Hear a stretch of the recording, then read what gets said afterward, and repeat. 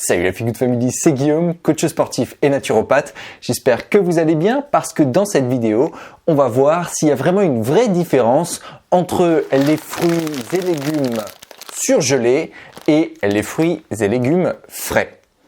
Vous êtes chaud? Alors générique!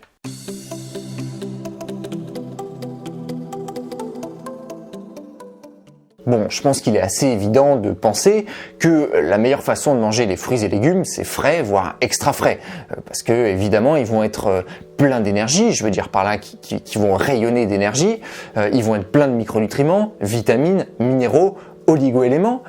Mais face à ça, est-ce que finalement, les fruits et légumes surgelés, c'est bien moins bien? Bien, avant de répondre à cette question, commençons déjà par parler des fruits et légumes frais. Quand on prépare, quand on cuisine les fruits et légumes frais, ils vont avoir tendance à perdre de leurs nutriments, et notamment ces précieux micronutriments que sont les vitamines, minéraux et oligo-éléments.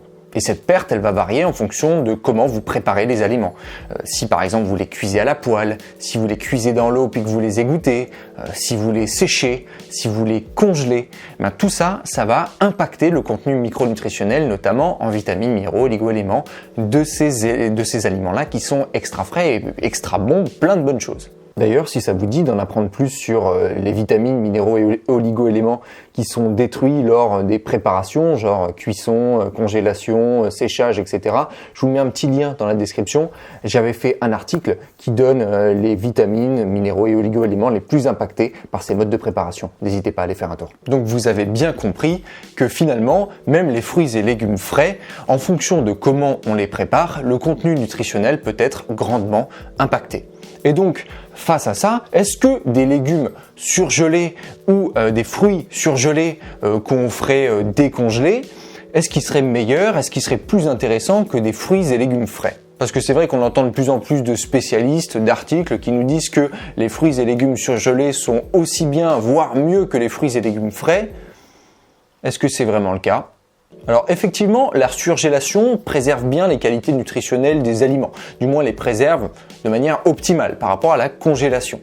Quelle est la différence? Bien, la surgélation, ça va amener à des températures très très basses les aliments, les fruits et légumes, très rapidement, maximum en 1 heure. Donc du coup, ça va préserver la structure moléculaire et au maximum les vitamines, minéraux et oligo-éléments que contiennent les éléments surgelés. En revanche, la congélation, c'est une méthode qui est beaucoup plus lente et on va amener les aliments à des températures très froides, très lentement. Et le fait que ce soit lent, ce processus, ça va beaucoup plus impacter le contenu nutritionnel et la structure même des aliments. Donc, en ce sens-là, la surgélation est mieux que la congélation. Cependant, on a quand même certaines vitamines, notamment les vitamines hydrosolubles qui se dissolvent dans l'eau, comme la vitamine C, les vitamines du groupe B, la bêta-carotène, provitamine A, qui sont impactées quand même par ce processus de surgélation. Amener des molécules d'eau comme ça rapidement dans des états de froid extrême, ça impacte quand même ces vitamines-là.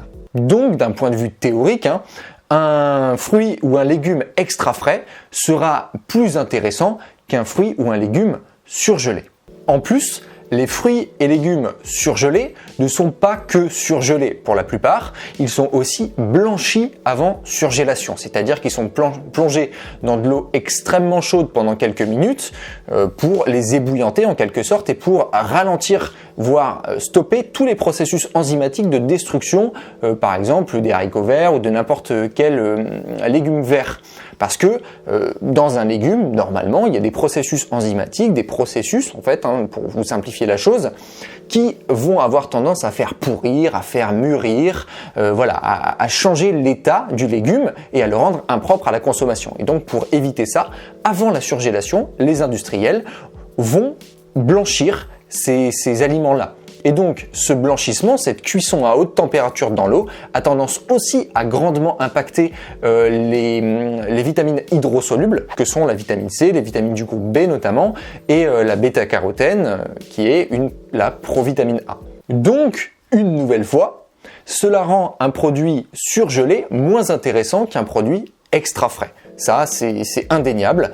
Quand vous mangez surgelé, vous avez moins de vitamine C, moins de vitamines du groupe B et moins de bêta-carotène, provitamine A. Voilà, ça c'est un fait.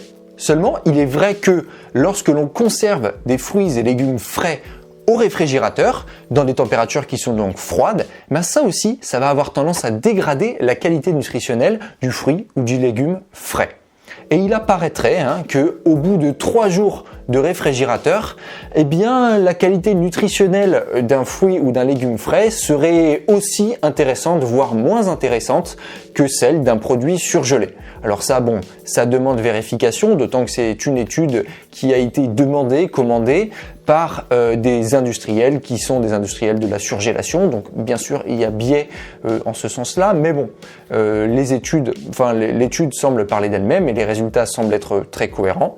Donc on pourrait se demander si finalement un fruit ou un légume frais conservé au réfrigérateur serait peut-être pas si intéressant que ça dans le fond.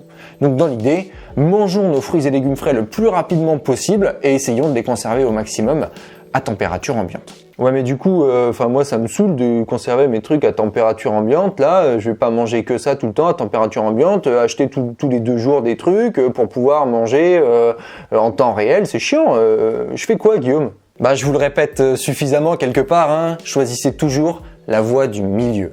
Achetez un petit peu de produits surgelés parce qu'effectivement c'est pratique, on n'a rien sous la main, hop, on se prend un petit sachet surgelé, ça sauve des vies. Et de l'autre côté, achetez au maximum extra frais, autour de chez vous, local, bio au maximum, de saison au maximum. Et puis allez manger ces aliments qui sont extra frais, qui sont pleins de micronutriments, vitamines, minéraux, oligo-éléments et qui vont vraiment vous permettre de refaire vos stocks. Parce que si vous mangez uniquement surgelé, eh bien à cause de la déperdition en vitamine C, vitamine du groupe B et provitamine A, eh bien vous allez avoir des carences nutritionnelles, notamment en vitamine C. Si vous mangez que des fruits et légumes surgelés, vous n'allez pas avoir suffisamment de vitamine C au quotidien pour fonctionner efficacement et correctement et pour avoir une santé de fer. Voilà. Donc, je vous recommande, comme toujours, la voie du milieu. Un petit peu de surgelé, un petit peu de frais. Et bien sûr, si vous pouvez aller tous les jours chercher vos fruits et légumes frais, c'est la meilleure des solutions.